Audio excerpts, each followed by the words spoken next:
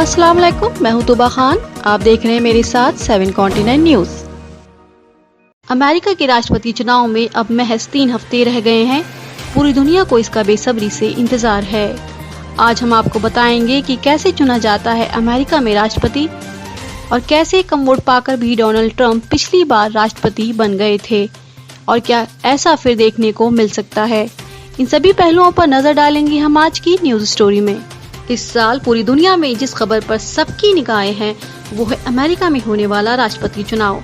दुनिया का सबसे ताकतवर देश अमेरिका का राष्ट्रपति कौन बनता है ये तो आने वाला वक्त ही बताएगा। वहां अभी राष्ट्रपति चुनाव का प्रोसेस शुरू होने वाला है और 3 नवंबर को अमेरिका की जनता अपने नए नेता के लिए वोट डालेगी।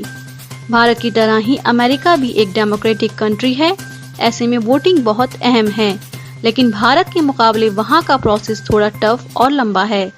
ऐसे में अमेरिका में इलेक्शन किस तरह होते हैं, वहां का सिस्टम क्या है और एक अमेरिकन सिटीजन अपने राष्ट्रपति को किस तरह चुनती है, इस पूरे प्रोसेस पर डालेंगे एक नजर। पोल्स के मुताबिक इस साल की शुरुआत से प्रेसिडेंट डोनाल्ड ट्रंप अपने डेमोक्रेटिक कॉम्पिटिटर जो बिडेन से पिछड़ते नजर आ रहे हैं। तमाम पोल्स के आधार पर जो बिडेन को पसंद करने वाले करीब 51% लोग हैं, वहीं डोनाल्ड ट्रंप को पसंद करने वाले 43% लोग हैं। लेकिन अमेरिका में प्रेसिडेंट चुनने का प्रोसीजर बिल्कुल अलग है।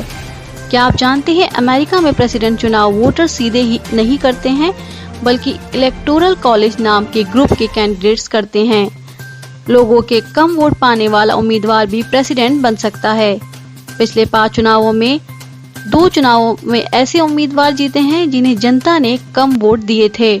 ये पूरा सिस्टम कैसे काम करता है, आइए इसके बारे में जानते हैं। अमेरिकी जनता हमेशा नवंबर के पहले वीक में प्रेसिडेंसी के लिए वोट करती है, लेकिन ये वोट सीधे उम्मीदवार के लिए नहीं किया जाता है। अमेरिकी जनता सबसे पहले स्थानीय तौर पर एक इलेक्टर का चुनाव करती है। ये अमेरिकी राष्ट्रपति पद के उम्मीदवार का रिप्रेजेंटेटिव होता है। इसके ग्रुप को इलेक्टोरल कॉलेज कहा जाता है। यह कॉलेज वर्ड का मतलब है लोगों का एक ग्रुप या फिर इलेक्टर्स जिनका मेन काम होता है अमेरिका का प्रेसिडेंट चुनना। ये सिस्टम 200 साल से भी ज्यादा पुराना है।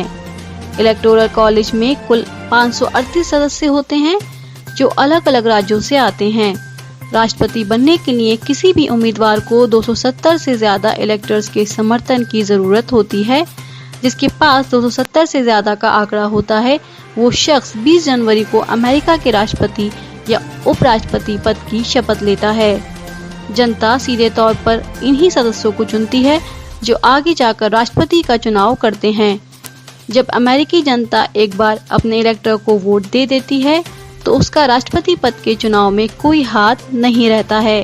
सिर्फ इलेक्टर पर डिपेंड करता है कि वो किसे राष्ट्रपति बनाना चाहता है।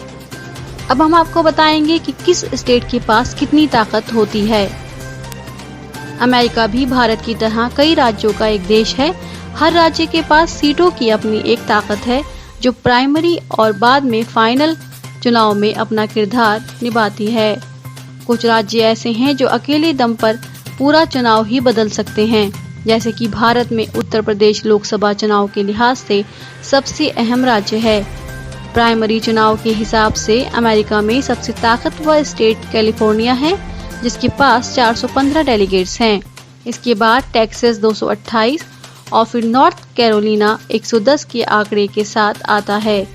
हालांकि राष्ट्रपति चुनाव के लिए हिसाब थोड़ा अलग भी हो सकता है क्योंकि तब डेलीगेट्स नहीं इलेक्टर तवज्जो रखते हैं, लेकिन उनकी तादाद भी राज्यों के साइज के अकॉर्डिंग ही होती है।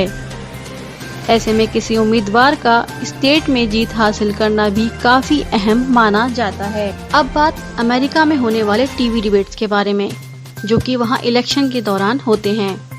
टीवी डिबेट्स इलेक्शन में कैसा माहौल बनाती हैं ये भी एक इम्पोर्टेंट पार्ट है। अमेरिकी चुनाव का एक सबसे बड़ा हिस्सा है टीवी डिबेट्स।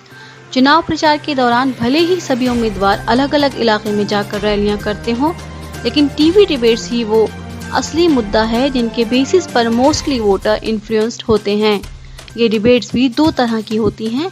पहली प्राइमरी लेवल की डिबेट जो पार्टी के कैंडिडेट के बीच में होती है और दूसरी प्रेसिडेंशियल डिबेट जो दोनों पार्टी के राष्ट्रपति पद के उम्मीदवारों के बीच में होती है। ये सभी डिबेट्स किसी न किसी अमेरिकी न्यूज चैनल के जरिए आयोजित की जाती हैं। हर डिबेट का एक अलग मुद्दा होता है जो कई स्टेजेस तक चलता है। प्राइमरी चुनाव में पार्टी के उम्मीदवार एक एक मसले पर अपनी बात रखते हैं और जनता को लुभाने की कोशिश करते हैं। इसी तरह प्रेसिडेंट इलेक्शन के डिबेट्स में दोनों पार्टी के उम्मीदवार अलग अलग न्यूज चैनल्स पर जाकर डिबेट में हिस्सा लेते हैं। फ्रेंड्स, आज के लिए बस इतना ही। डेली न्यूज अपडेट के लिए हमारे चैनल 7 कॉन्टिनेंट न्यूज के साथ जुड़े रहिए।